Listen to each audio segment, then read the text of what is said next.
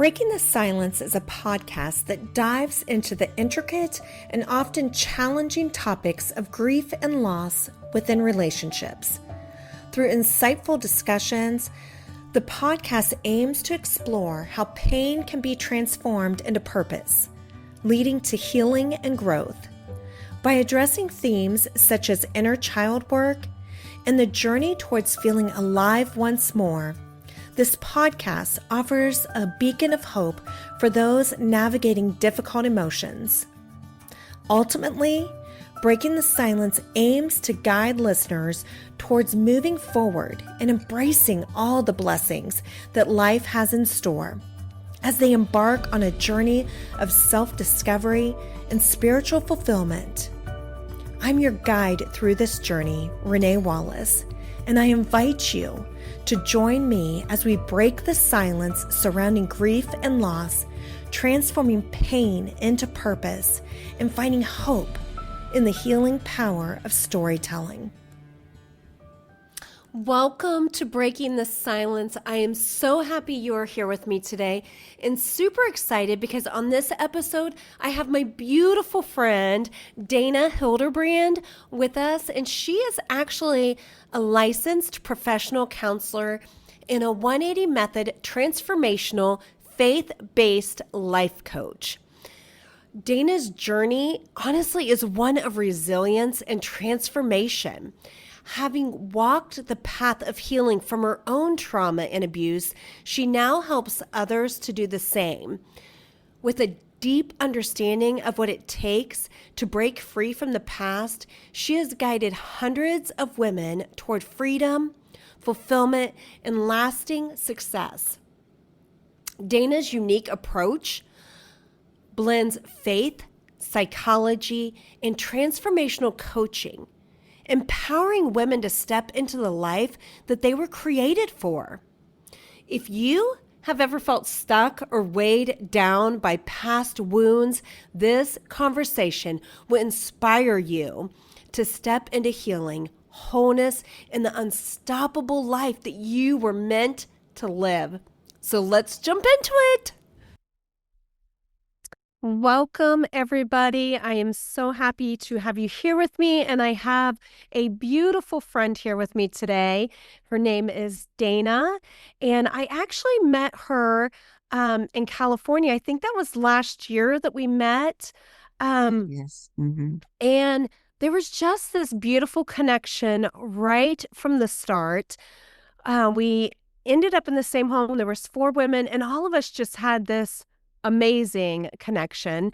And as we were going through the workshop and the training, I had the privilege of hearing Dana's story, and it was such a beautiful story. I feel like of redemption and just a story that people need to hear because there's so many people experiencing this that I think that we need to put a voice to it. And so Dana offered, or I should say, I asked her if she would, and she was so kind to oblige and be on here with me. And so I would just love for you, first of all, thank you so much for being willing to be on here today and just to share your story with all of us. Well, you are so welcome, and thank you for having me, Renee. So I think a good place to start is maybe you just even sharing your backstory. Like you have such an incredible story of honestly some trauma, right? And some really hard things. Yes, I did. Yeah, from the outside looking in, I often tell people that my home felt and looked like Leave It to Beaver. Do you remember that show? That's like a really long time ago, right? So it dates me. Yes. But Yes. but from the outside, like all the pieces were there, parents have been married forever. I have siblings. I was raised in the church, never needed or wanted really for anything. I was into horses and barrel racing and basketball and softball and had beautiful friends, and we were just part of the community and it just all the things. So that is a really interesting piece. As I move forward to the other piece of the story is that um, when it was probably like in my very early teenage years, so kind of like around middle school, I was sexually abused by my father, and my mother kept the secret.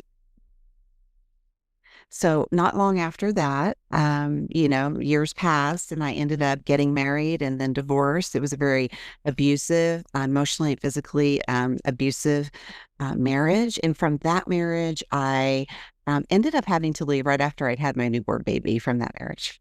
So it was just trauma upon trauma upon trauma. But the reason that I bring up the Leave It to Beaver piece of it is that, and I think this happens for so many women, is that sometimes from the outside, everything looks, fine, perfect, normal, but a lot of times there's other things going on in the home that so many people don't know about, right? And so we end up holding those secrets, we end up hiding, we end up not using our voice. We just learn to survive and we learn to play the game and we learn how to change ourselves of what we need to be able to make the family system work. So that's the incongruency of it. That was a huge piece for me is over here. All the other things were together and lined up in alignment, but over here it was this piece.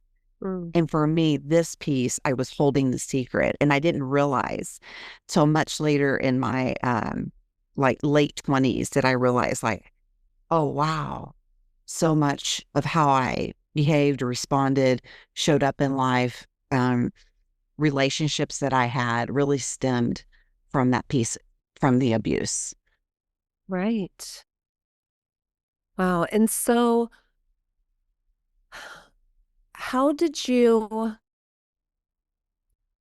was there a moment then that you confronted your family about that or? Well, a lot happened. So, like I said, I ended up getting, I tried everything to keep my marriage and to restore my marriage, but that was something that he didn't want it. He didn't want me or my daughter. And so we were pretty much abandoned and cast away. So after that happened, I really hit rock bottom. I got incredibly, incredibly ill. Really what it was almost like a breakdown from just holding layer upon layer of trauma and holding secrets. Right. And so I was so ill, I was ended up being in the hospital for over 2 weeks. And, they ran blood work and they ran scans and they had examinations. And like everyone that came back was like, well, on paper, she looks fine. Like, we don't know what's wrong with her. And Wow. I wanted to, what was so painful is I wanted to say, well, I know what's wrong with me. I feel like I'm dying of a broken heart and nobody's even asking me what's going on. Mm. Right. Again, that no voice, Right. I just didn't seem again to matter. So anyway, I went through this divorce. I ended up having a breakdown. I was just completely incapacitated, couldn't even take care of my newborn baby. But when I was in the hospital, I had a friend that came to see me every night and would read scripture over me every night. And those words were a lifeline to me and had such an impact for me and gave me a sense of hope. And I remember one of the particular nights that was really my darkest, and I really didn't feel like I would make it through to the morning. I mean, I was just wasting away. I couldn't walk, I couldn't see, I couldn't eat, I couldn't drive, I couldn't take care of my, it was just that everything was just crashing down on me. And it was one of my worst nights. And I didn't think, like I said, I would make it to the next morning. And my friend was there and he said to me, you have to get well because God has a purpose and a plan for you, and you have to figure out what it is. And in that moment, I felt like something shifted for me. I felt like, you mean maybe, just maybe, this isn't the end of my story? Like maybe there is hope for me and that God's not done with me yet? And so, sometimes all we need is just like a little bitty spark or just a little tiny, tiny mustard seed of faith, right? To think, and I wasn't asking the question, why? Like, why did this happen? Why did all these things going on for me? It wasn't the why question for me. It was more, is this, is this illness? Am I ever going to get better so I can live my life? Am I ever going to get out of this deep, dark place of feeling utterly abandoned and feeling utterly just, dismissed, not seen and not heard? And that was the question I was asking. And I knew when my friend had said those words to me, I'm like, okay, that's it. That's it, So I did finally, obviously, get out of the hospital. But I knew when I got out of the hospital, Renee, like the first thing I needed to do was find community and find safe people to be around because I didn't have anything. I had my friend, I had my baby, and I didn't have appropriate really support from my family and of course, and so I had to completely start over. So for me, the safest place felt like going back to church. Mm. So I went back to church, and let me tell you, I was a hot mess. Like, I didn't have anything together. I didn't know anybody hardly. I knew a few people. um but I just showed up. I showed up scared, I showed up insecure, I showed up exhausted, and I just put myself in a place of community. And that was like a really important piece of like my recovery and my healing, and just learning so much about God's word and what he says I can be, do, and have, having hope in that to get better. And I also realized that healing happened in my mind way before it happened in my body. Like my Mhm. body was still recovering and my body was still weak. And I feel like ravaged from just it shutting down and feeling like it was fading away. So it was mindset work that I did that really helped day by day, week by week, restore then my physical health. Wow. A couple things that I made note of while you were talking that um, I wanted to talk about. Well, first of all, the abandonment piece of feeling like you were abandoned, not only in your childhood, a couple different ways by what happened with your dad, excuse me, but also the fact that your mom stayed quiet about it, right? And then to come into a marriage and be abandoned all over again. Yes, yes, And that yes. wounding, Yes. Yeah, it was like compounded trauma. right? Yeah, and remember, like, I just had had a baby, so you throw some postpartum in there too. So Absolutely. I've got all of that raging, and then I'm so fearful. The fear and the anxiety is what broke me at that time. It's like I left I needed to leave, had to leave my husband at the time. I had no money, I had no college education, we had a brand new baby, I had no friends, Mm. I had no support. I had a family that didn't understand. And the ironic thing is that I had to go back home as a 26-year-old because I had nowhere else to go. Oh my goodness. So then I go back home and all that soup of stuff and not feeling safe and not feeling supported and heard. It's just like I was an inconvenience when I came home. Oh, here you are, and now you have a baby. And, it was just very, very hard. So again, just zip lip, don't say anything, shut down. So all of that, like I just literally haven't never had a voice, never had a voice. Wow. That speaks so much to my heart, just even hearing you Oh, share that, because so much of yeah. where this Mhm. podcast was born from was the idea of I felt like I never had a voice, and to just learn to push everything down and suppress it and not talk about it. Yes. And Yeah. there's so many things of what you're saying of not that you didn't matter, right? That what you had to say didn't matter, like all those things.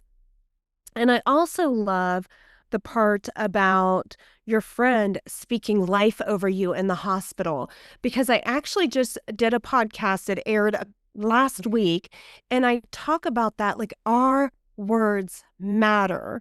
Like, what we speak over people matters so much. I had a friend just recently. I had stepped away for a little bit, and they noticed that I had been gone off social media and reached out to me, and we met. And she was just telling me, actually, I went through, she was one of my coaching clients, and she was Mhm. just telling me, what an impact it made on her life, and telling me that there is just God has such an anointing over my life. And the reason why I share this is because that just hit me so hard to hear her speak that over my life, and that she's seen that for me, because Yeah. I think so often, like, we think of ourselves, like, I think of myself as just a simple mom, a mom with 8 Mhm. kids Mhm. that homeschooled for 17 years and just a normal person. And although, yes, I am a normal person, like, Right. just to Yeah. hear her speak such beautiful things over my life of that what she sees God doing within me. And so I say that because I'm so thankful that your friend knew to speak that life over you of what he's seen that God had for you when you maybe couldn't see it for yourself at the moment, right? Yeah, absolutely. I love that, Renee. And that's right. I feel like sometimes we need to be placeholders in people's lives. Like Yes. we can see them as a 10 and they see themselves as a one or a two, could even be a zero, but we Right. hold the space for them to Mm, heal and to grow and to believe until they get there. And that's what a yes. sense of community and healthy people and relationships do for you. They hold space until you believe and get there. So, absolutely. So the power of the words of my friend, the power of scripture, the power of God's word was so impactful. And that is how I healed my mind and then therefore my body. I love that. Oh my. I love that. Oh, I love that. You just make me so emotional right there with even talking about we might see somebody Hmm. for who they really are, and yet they Yes. can't see themselves that way. And they might see themselves as, like you said, maybe even a zero. Like, Yes. they might Yes. feel so defective and so like, Hmm. I'm Yeah. hopeless. And yet Yes. you can hold the space to say, I see Yeah. you. Yes. And I want to follow up with because you brought this up. I'm kind of skipping to the end, but the friend that came to my hospital, I married him. Mm, And so I married him. He's my husband, oh, GW, and he has been by my soul, by my side for 27 years. And he was the one mm, fighting for my soul when I couldn't. And like, so you're exactly right. Why do I bring that up and share that early? Well, I bring that up because when he saw me at my worst, and I kept saying, why are you even around here? Like, I mean, I'm laying in a hospital bed, I'm throwing up, I'm haven't showered in, day, like you're sick. You're like it's your worst. And he right, said, he's like, I just loved you when I first time I saw you. I just loved you. And I'm like, oh, you know, but then once we got married, he kept planting seeds in me. Well, you should go back to college. I'm like, oh no, I don't do college. That's not for me. Those were all things people told me and my family. right. That is not truth. And he's like, you need to start going back to college. As I was raising my babies, I stayed home for 16 years. I said, well, okay, I'll try. I'll take one. So I started going back to college. And then, then of course we were going to church together. And he's like, well, you should really be in the dramas in the church. I'm like, oh no, I don't like do dramas. Well, guess what? I was doing dramas, and like, well, you really need to do this and you really ought to do that. And you should. And he just kept planting seeds for me of greatness. Like, and I'm like, so gosh, you just need one person to believe in you and hold space for you and just plant these seeds in your mind. And so I look back over our history together. Now it's been a wild ride, and I'm sure I drive him bumpers most of the time. Because I'm always on, because now I said, you created this monster. Because I'm like, well, why not this? And why not that? And he's like, "Oh my gosh, will you slow down?" And I'm like, "No, no," because the first half of my life, I didn't believe any of that I was for me or that I could do it or have it or that God gifted me to do certain things and gave me purpose. So yeah, it's the power of one person. And that's why again I tie it back to community. Like you have got to show up. You have got to show up. And you don't have to be ready to show up. Just go. Just go somewhere, like whatever your community is. Is it a gym? Is it a coffee shop? Is it a Bible study? Whatever, a small group, whatever it is, just be willing and be open because God works through people. Hmm. And healing does not happen in isolation. Oh my goodness. It doesn't. That is so good. Like we just I almost feel like we need to sit there for a minute and like Yeah. because I think Powerful. so many people Mhm. do that, like they Yeah. That hits, doesn't it? it does. Oh, oh. And spiritually, if we look at this, Renee, the enemy wants us to be isolated because even he knows there's healing in community. Absolutely. So he wants you to do that. And, my opening when I give my talk is always, I'm in the business of taking back what the devil tried to steal from me. Mm, And yes. that's what I wake up Amen. doing every day. Like you say, I can't do it. Well, you just watch me. And it may not be pretty. I may have to crawl through the finish line or whatever, but you're not going to stop me. Right? Yes. And yeah, So so many people, powerful.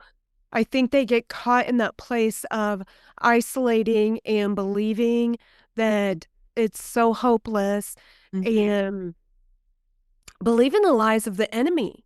And Yes. so it's so true. Everything you're saying, just that's all we need is one Mhm. person that will speak truth into our lives. Yes. And I love that you even from your husband speaking truth into you, you now see the possibilities, and Oh. Mhm. you're Yes. running with it. And Yes. so that's just Mhm. such a beautiful thing. And I also love that you said about you showing up to church and for community and showing up as a hot mess because I Yes. think because honestly, I think so many people think like you need to look or be a certain way before you go to church. But the church is not about, I love even in my church, she talks about we are not about being a country club. We are a Yes. hospital. We are Oh, here for the beautiful. sick, Like you Yeah. come as you are, messy, addicted, like whatever you have going on in your life. That is what we're here for. It's not to look all pretty for everybody. Oh gosh, That's just Renee, real. no, that is so awesome. And I want to just jump in here because I spent years, I mean, years wearing a mask. Mhm. I mean, that was my survival. That was my survival skill. I can wear a mask all day long. Right. And so it's learning to take off the mask and to be real and to be authentic. It can be a very scary place. Oh, But for that's sure. where healing happens too. But you are so right. A hospital, I mean, the church is full of broken people, Mhm. and I love that analogy that you gave about the church. Now, like I said, that may not be for everybody, but it was a start. It's what I also could do with my brand new baby. Like that felt good, right? Because Right. she was with me everywhere I went, and here's the thing: I was so scared. Well, the one thing that got me to where I almost didn't go was having to put her in childcare at the church and then go to a small group because that didn't feel safe for me to like leave my newborn baby in Right. childcare. I mean, that's crazy, right? But because of my background and my fear factor of everything, I was like, but I don't know these people, and I just, but I had to leave her in the daycare at the church while I went to a small group. I didn't know anybody. Like you said, again, I was a hot mess. I didn't have anything figured out. Um, but I did it. I just took, and that one act of courage changed everything. Just Mhm. walking in the door because I positioned myself to get friendships, to have friendships.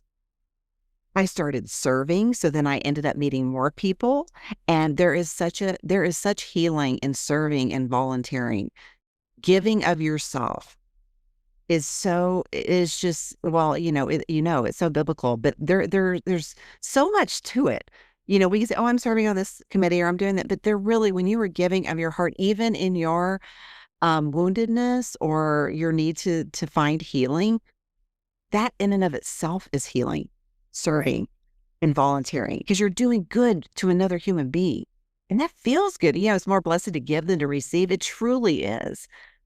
So, Absolutely. taking that one step, that one act of courage of walking in, signing up for a small group, going, walking in, not knowing anybody or, what I just knew nothing. I just went because I knew that was the next best step for me. And it opened a door to friendships and community and groups and um, get togethers and fellowships and all kinds of beautiful things. But had I not gone, I'd have been in isolation. Right. And do you feel like, I'm just sort of curious because, we talked a little bit about this even in California. Like, I Mhm. love learning about attachment theory and attachment styles, and I'm Mhm. so like passionate Mhm. about that.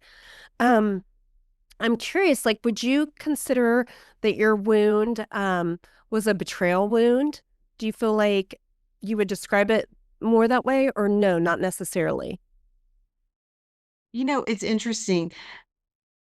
Today, yes, there's pieces of it, but I lived in denial for so long about my mom knowing Right. because think about that. What do you do with that when you have a parent that knows? And does nothing. I didn't know what to do with that. I didn't have the skills to know what to do with that. So you just ignore it. Isn't that what we all do so much? We just ignore it. This is so big. This is so yuck. I'm just gonna ignore it. Well, guess what? That ignoring of everything ended me up in the hospital. Right. Because if you don't process it and heal, your body will take you down. Your body will say, no more, no Yeah. more. And that's what happened to me. My body basically just shut down with Because your anxiety. body keeps the score, right? It's like Yeah, that book. yeah, yeah. The body Your keeps score. body, yes. Girl, yes, You yes, you can absolutely. try to run from it, but your body still has Right, it there. Like, right. until Yeah. you deal So, with it. mhm. No, So, absolutely. if you don't mind me asking, um, did you ever how did that go? Did you ever confront your parents about that, or whatever Yes, happened yes. with that?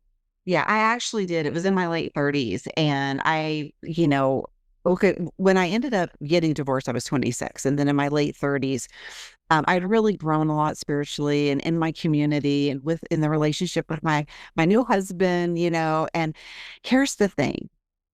I felt so safe and secure in my marriage. My husband gave me such safety in my marriage with him that I was ready to reveal to him what had happened to me. We had been married between 10 and 15 years, and I still had never said anything to Oh, him. wow. Now, here's a fun fact for you. Okay, so my husband is a retired Texas Ranger and a criminal profiler. I tell you that because he's Wow. told me forever, something just doesn't seem right. Something just Wow. doesn't. I'm like, what you talking about? What are you talking about? Like, everything's I'm fine. doing great. Everybody's good, and I'm doing that number. And he's like, I don't know. So he had a feeling, Right. he never, and I never said, well, some things happened. And then my late 30s, I was like, I can't, no, I'm not doing this. I'm going to say something Right. because I wanted so desperately because I was growing and learning and evolving. I knew, and I wanted to help women so much with what all the things they go through, not this particular issue, but I'm like, if I don't have the courage to go and and I don't want to say the word confront, but address things that hurt me and brought me a lot of pain. How can I then turn and encourage them to go walk through their door that seems insurmountable? That's Right. incongruent. I cannot bring that to a coaching call, to a counseling client. I think for me, if I have not done it myself, there's a level of integrity there. And Right. I wanted so badly to help other women that I'm like, this is a piece of it too, by golly. I am gonna do this because I have to say it. Like I couldn't be quiet anymore. Right. So because my husband kept a really safe space for me, I did tell him. And he was just so perfect, like always. And he was just like, okay, okay. And that was didn't ask questions, didn't press it, just let it be. He just let it sit there. Can you share how you told him? Because I think this is the most beautiful thing. Personally, Yeah. Okay. So it just on a day, I don't know what kind of day, something came over me and the kids were in bed. And I said, I need to tell you something.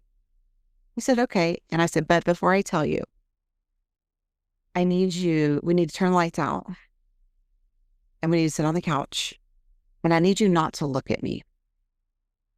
And of course, he goes into cop mode, It's like, okay. So, the more intensity, the calmer he is because he's a cop. He's trained that way. So he bless his heart. I could have said, "Hey, I want a divorce." He didn't know what was coming. Right? So, Right. right, I'm setting the scene, and so I looked straight ahead. He looked straight ahead, and then I said to him, "There's something I need to tell you."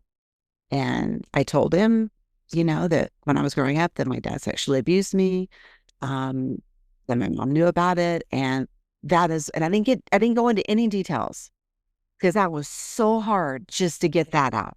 Right. And I said, "But I'm hoping this provides a lot of answers for you." And he just held space. He did not ask me questions. He did not interrogate about the situation. He did not get mad at my family. He just held space. And in that moment, that was all I needed. Right. And we sat there for a little bit. And yeah, And I think that that is so beautiful. And the reason why, and that's why I wanted to make sure that you share that, is because I think sometimes when people are so afraid to share emotions, feelings, maybe really big things like that, it can be easier. Not that it still was easy for you by any means, right. but even something so simple as saying, "Can we please turn out the lights and not Mhm. look at each other?" And yeah, or even talking while you go walking, like, where there's another Yes. distraction, like Yes. driving or something, like Yes. anything where there's some other like, they can't see me right now while I share this, or there's another distraction. I think those are important things because that's just a way maybe if somebody struggles with how to, communicate something big or even just their feelings in general, like, something Love like that that. might be Yes. very helpful for them to hear, like, "Wow, I never thought of, like, Yes. turning off the Yes. lights and talking in the dark." I know. And Renee, I love that you were really honing in on that. Because we have in our mind, I mean, here's an example like social media. Sometimes we think, oh, we want to get on social media and I got to get my camera, it's got to be perfect. And I sit at my desk, but and it feels so staged, like Mhm. I don't know, just not raw and real. Right, Sometimes people get in their car, they go outside, take a walk, they just talk their heads off. It just is so natural. And so I love that. That's kind of what you're saying is that when we have hard conversations, we need to think outside the box. Like we need to right, do different things. Like you said, I love take a walk, something very kinesthetic. Choosing a different modality. I could have written a letter to my husband. right, I right, could have done that. I could have recorded something, just like a little quick audio memo or on text or something, and said like, "Hey, I just want where I'm not even in his presence. I'm just going to send this to you, and then let's, on the flip side, get together and chat about it." There's so many different ways. What feels safest right, for you? Not comfortable. I would say safest right. because like we were just talking about a healing retreat that I went on. Woo! Oh my goodness, that was so intense. And but the reason I could process more things because in that intimate space, I felt safe. I felt Mm, safe with the four other women. I felt safe with my coach and I could just feel. I could just take the mask off and feel. mm, And it was painful and beautiful all at the same time. Like when I was done, felt like I had got hit by a car. And our lovely coach, Alejandra, said, "Then you did it right." mm. Yeah, Because healing sometimes feels like that. Now, not always. Sometimes it's very relieving and it doesn't always have to be heavy. right. It depends on what we're dealing with. It depends on how we're processing and what God, is next leveling you to, because He's going to ask you to do some things. He's going to ask you to do some things to get your healing so we can get out there and help other people. Well, and I love what you said about, um feeling safe, not necessarily comfortable. Comfortable keeps us stuck. Yes. Comfortable is Yes. where we do the things that, like, we don't wanna go to those places Mhm. because it feels really, really uncomfortable. Yes. So, it is honestly a very good thing to feel uncomfortable, but it is a beautiful thing if we can be uncomfortable with someone that we feel safe with, you know? Yes. Yes. So No, so absolutely. So look for your safe. My advice is like, look for your safe community, your safe person, yes. and allow them to hold space. And if they don't know that concept, share that with them. Like, hey, I've got something really heavy I need to share. Like, I just need to get this off my chest or whatever. And I feel like you're that person, but we need to feel safe. I believe that's when we're going to heal. Is And when that's provided. Hmm. I love that you even said that because I think you can set the guidelines for them if they aren't quite sure what it looks like to be safe for them. Like, hey, I need you to not ask questions, or I need you Yes. to not make eye contact with me right now because that feels really scary to me. Like if you even just can sort of let them know those guidelines, then they can show up for you in that way, right? I Yes. mean, if I they, if love they love that. you and they want to Yeah. be your safe person, they're going to be like, okay, Yeah. absolutely. Yes. Yes. I love that. Well, yeah. We shouldn't be afraid. Well, and here's the interesting thing to tell people what we need. A lot Right. of times our whole life, we've been afraid to tell people what we need. So even that little setup I had to feel safe and to be able to share, that was huge. To say, Right. what I need in this moment is for you to not look at me. And what I need in this moment is for you to not ask me questions. Like you said, just be. And he just held my hand. And it was like one of the most beautiful times in our marriage. Well, we've Mhm. had a lot. I mean, that was just beautiful. And Right. you know what? On the next day, we just lived our life. Like it was just very giving it to God. And that was the first step. Like we didn't need to sit down and like dive into it. Like he just let me process it. Like that was my first step. And then going back to your original question, Right. did I ever revelate? I did revelate. So I told him, my husband. And then not long after that, I said, I'm going to tell my brother because I have an older sister that it happened to as well. Oh, And wow. so I'm going to tell my brother and then he needs to know. He needs to know why all these different things are happening in the family right now. So I told my brother I was not responsible for his reaction. Right. It was shock and disbelief, almost speechless.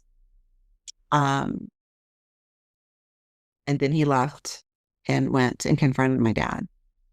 And then my dad called me and said he needed to come see me. Like, oh golly, oh Mhm. golly, okay, fear, fear, fear. Flight, Right. fright, freeze. I'm in all these arousal states. And Right. so, yeah, my father comes over and we end up sitting down on the couch and he apologized. It was very short. And I just said, I and I did because I've been walking really, really closely with the Lord between 12 and 15 years at this point. And I said, I forgive you, but this is not mine to carry anymore. I'm giving Right. it back to you Mm. because I knew through God's word that I would be set free by forgiving. Right. Because what we don't forgive, we are anchored and attached to. Right.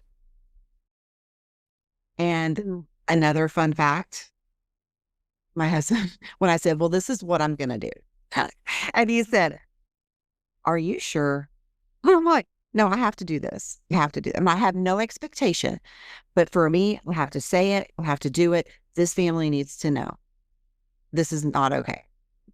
And so I did it. And my husband said, okay, well, here's the thing. We lived on like 15 acres at the time. He said, I'm going to be in the pasture at the deer blind and I'm going to be praying for you. And if you need me, I'll be out there. Quick, but I'm going to Mm. be on the property. And I'm like, okay, okay. So he always has my back. And I Mm. did it. And oh, relief and freedom and another level of spiritual growth and all the things happened. Did it blow up my family? Oh, yeah, for about 2 years Okay. until I took a step to say, you know what? Because, we've all got kids and grandbabies and all that at this time. And I'm like, I had another level of growth with the Lord. And I went over one day to my mom and I just said, you know what? Doesn't matter because there's nothing you can do or dad can do to even come close to what Jesus has done for me. Mm. And so I just really, we'll just carry on. We'll just And carry on. so, just out of curiosity, there was never an apology from your mom of the fact that Oh she no. knew and did Oh nothing? no. Oh no. No. And no No. acknowledgement even? No. None. Wow. Hmm. That really, I think, just shows the power and the beauty of what God can do. You know, when you can have a story where someone doesn't even acknowledge or want to make right what was done wrong all those years, and yet you were able to, by the grace of God, Yes. you know, say, "I forgive you both. Let's just move Move on. forward." Yeah. Wow. Yeah, we did. And you know what? This is another thing I learned is that we cannot make our problem bigger than God. Right. We cannot do that. Mm, He is, I don't care what happened to any of us. And let me tell you, we all know horrific things that happen, but God is still absolutely. big. God is still bigger. Yes. God is still bigger. And none of it has caught him by surprise, right? Right. Like, it's Right. part of our story for a bigger purpose if we That's right. allow it to be used, Yes. you know? Yes. And Absolutely. Mhm. And there's that was my driver too. Like I want to help people. Like right. I can want to care for people. And yeah, anyway, it was just it's been a wild ride, but Mm. um I it's been amazing. It's grace, love, and forgiveness, you know. Mhm. So now jumping forward, where are you at now in all this? Like, what are you, two things I would want to know. What would you say to somebody that has walked through or is experiencing sexual abuse? How, like, what would you share with them? That's first, that, and then also even where you're at now after all this, like what your future looks like on the other side. I mean, God has done amazingly beautiful things. Mhm. So, Yeah. Well, the answer to your first question is again, I want to go back to the sense of community. And, you know, it's no secret through this podcast that I am a person of faith. I am a woman of God, and He is the most important thing in my story. And so I would say, you know, find a church or, you know, a place that you feel comfortable, you know, in your faith and your, you know, your spiritual side of you and mm, trust Him and believe Him at His word in the Bible. The promises are there for you. You can have those. And He tells you who you are in Him. We are not some of these things that have happened to us. So getting into God's word, like praying, you know, Lord, teach me through your word. Like, I don't know, sometimes it's very intimidating. Like, what do I even do? It's like the word of God and it's huge. It's like, it's like confusing for people, right? Sometimes if you're not right. familiar, just ask for that, you know, to help you learn and to teach you and to grow. So positioning yourself in community, making God's word a priority in your life and finding safe places for you to begin your healing journey. So those would be some things that I would really Mm, encourage people to do for sure. And then where am I now? So, wow. So after, you know, all of the things, well, not even after, but I do want to say, you know, back in the beginning of the call, my husband had said, you really ought to go to college. So I did. Took me, I always tell people I'll squeeze a 4-year degree in like 15 years because I was raising mm, babies. It took me a really long time, but I did it. So I graduated with my bachelor's at 40. And then I went back to school and I got my teaching certification from EC through 6th grade.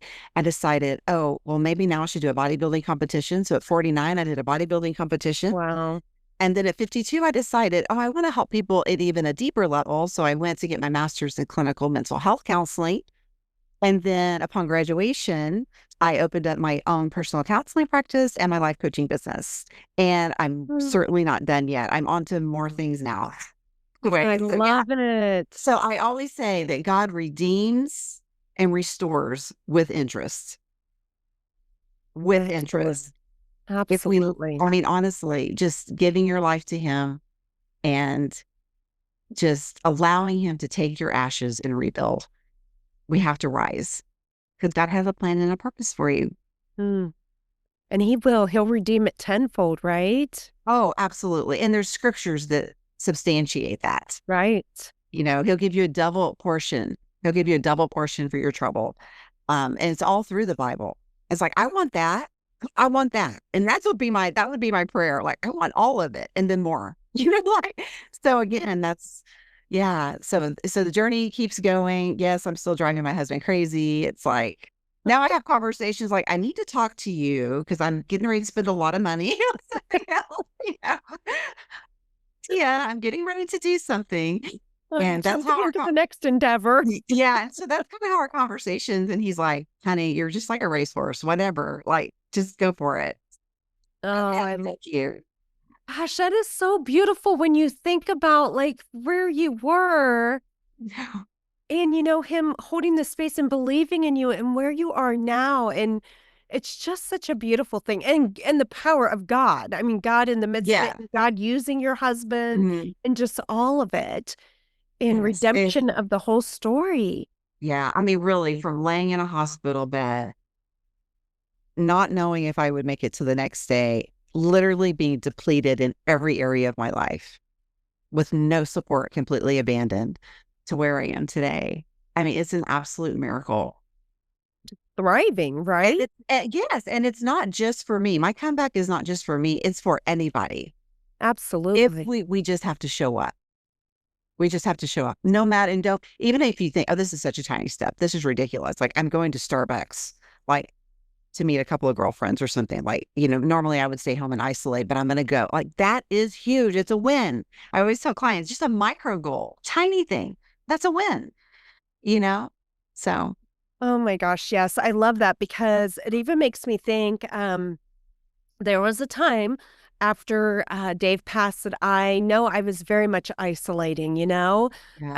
Mhm. And I remember Alejandra saying this was when, we were, coaching, and she said, "I want you to like, your assignment this week is to go get coffee inside the coffee shop. Yes. I Yes. want you to make arrangements to meet with somebody." I think my first step wasn't even meeting with somebody, just going into the Yes. coffee place. And Alone. yes, and just even if I just sat there and just observed whatever work, I took my Yes. work in with me Yeah. and stuff. Yes. But and then the next one was like making arrangements with friends. But Mhm. yeah, it is like showing up is so huge and in the tiniest steps that we have to celebrate because it is sometimes the first step, right? The baby step, something like Yes. because It all counts. Mhm. I think we Mhm. can get froze in if we think it has to be something really huge, like, Yes. I don't know, even say losing like 50 pounds or something like, well, that sounds super overwhelming. So I don't want to do anything. But if I can just go for a walk for 15 minutes or a half hour, Yes. that's doable, right? Yeah. Oh my goodness. No, absolutely. And that's what happens is sometimes people will, like you said, whether it's fitness, nutrition, healing, whatever it might be, we see where we want to be or what we're desiring, like the ultimate, the outcome. And so we do these massive steps that last about 2 weeks, and then we say, well, see, it didn't work. Right.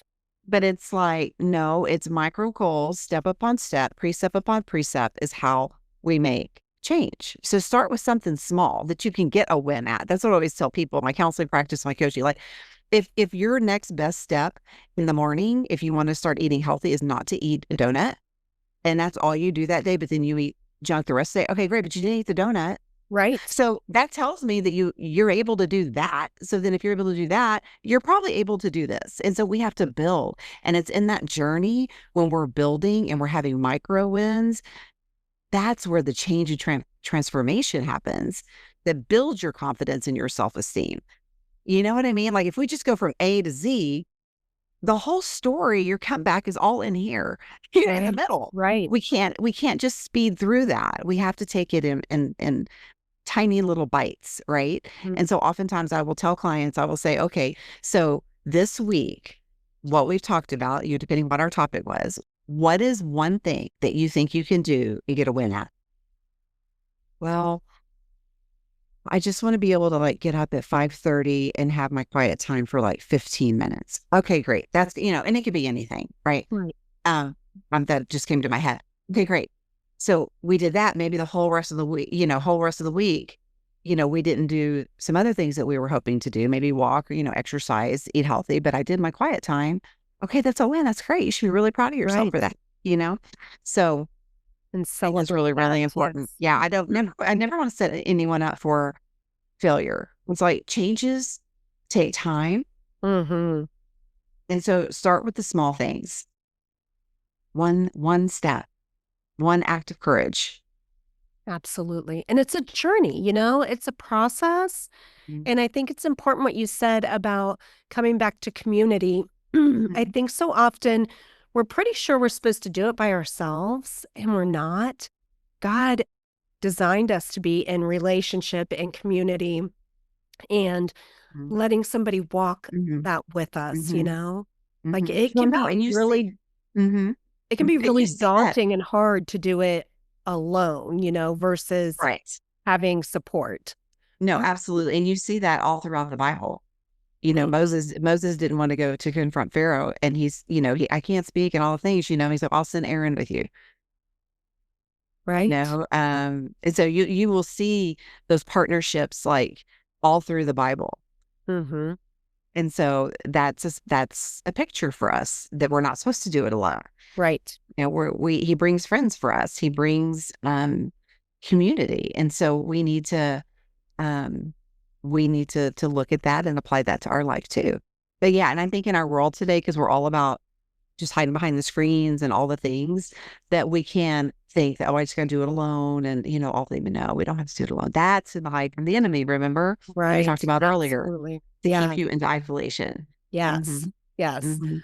Well, I have to say, first of all, I have loved sitting here talking with you, hearing your story, and just such beautiful insight of what God is doing in and through you. And I have so loved this time with you. Thank you, Renee. I thank you for letting me share. Yes, thank you for being here. And if um I will put all your information so that people can connect with you, but can you share a little bit about if they would like to work with you or something, how they can reach you? Yes. Yes. Really, the simplest way is just through Instagram to send me a DM. Okay. And my Instagram handle is Dana D. Hildebrand.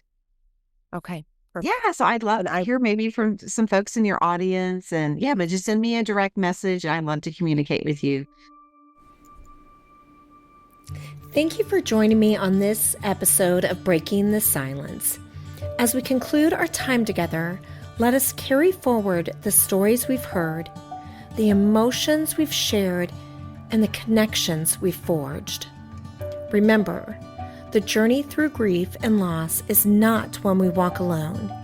In the silence, we find solidarity. In our shared experiences, we find strength. And in our vulnerability, we find resilience. If you or someone you know is navigating the complexities of grief, know that there is support available. Reach out, lean on your community, and remember that healing is not linear. It's a journey, and you are not alone. Thank you for listening. Thank you for sharing, and thank you for being a part of this community. Until next time, may you find peace in the spaces between the silence. Please be sure to subscribe below and leave us a review. If you'd like to connect further, you can find me on Instagram at Coaching with Renee.